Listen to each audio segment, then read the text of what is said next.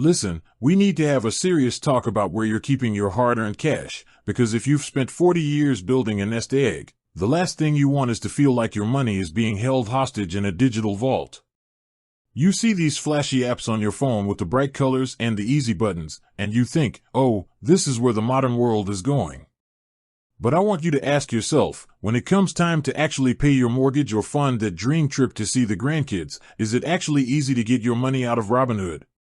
The fear for so many of you, and it is a valid fear, is that you'll press a button and nothing will happen. Or worse, you'll be hit with a restricted notice and no human being to call to fix it. You've worked too hard to deal with a computer algorithm when you need your liquidity. Now, the short answer is that, yes, technically the process is straightforward, but there are gotchas that will trip you up if you aren't paying attention, and in retirement, those gotchas cost you time and peace of mind. You have to understand the difference between your account value and your withdrawable cash. Just because you see a big number on your screen doesn't mean you can move it today. If you just sold a stock because the market got a little shaky and you want to put that money into your local credit union, you are going to wait. You're going to wait for what we call settlement.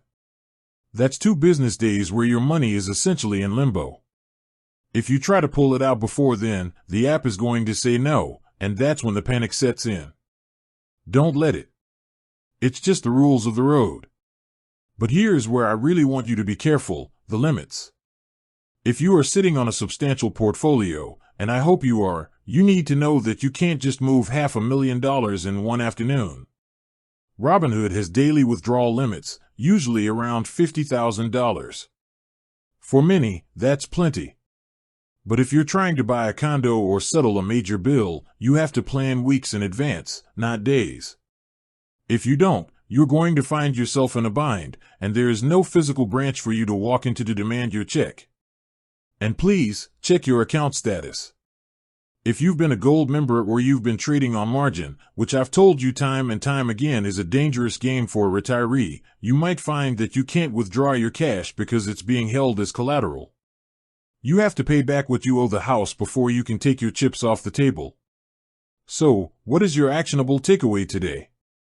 If you are using these platforms, you must link your primary checking account now, not the day you need the money.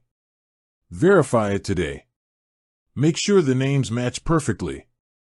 If your bank account says Robert and your app says Bob, you are inviting a headache you do not need. Second, keep a buffer of at least 3 to 6 months of living expenses in a traditional, liquid high-yield savings account at a bank where you can talk to a human being.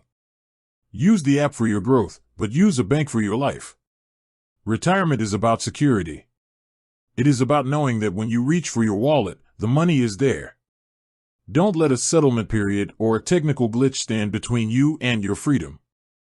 Be smart, stay alert, and keep your money where it works for you, not the other way around.